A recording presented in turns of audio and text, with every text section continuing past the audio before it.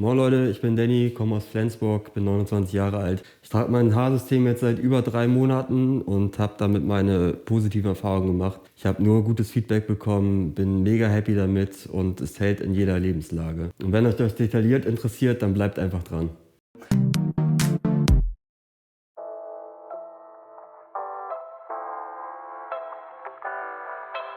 Meine Motivation fürs Haarsystem war einfach, dass ich unter Haarausfall gelitten habe und das hat mich sehr mitgenommen. Es hat unter mein Selbstbewusstsein gelitten und durch das Haarsystem habe ich mein Selbstbewusstsein wiederbekommen. Ich bin super glücklich damit und das war auf jeden Fall der richtige Schritt.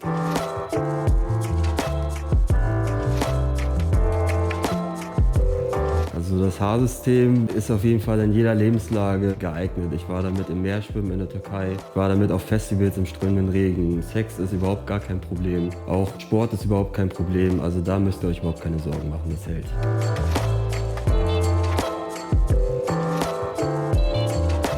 Meine Frau hat super darauf reagiert. Wie gesagt, es fällt überhaupt nicht auf. Man kann rumalbern, man kann dran ziehen, man kann Sex haben. Das ist alles überhaupt gar kein Problem.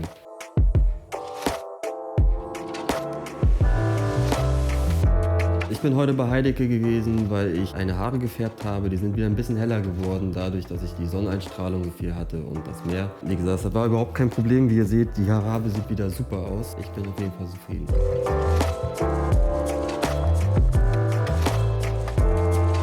Bereut habe ich den Schritt auf jeden Fall nicht. Wenn ihr euch unsicher seid, kommt gerne her, lasst euch beraten. Die Leute sind hier wirklich super, gehen auf euch ein und ihr werdet auf jeden Fall nichts bereuen.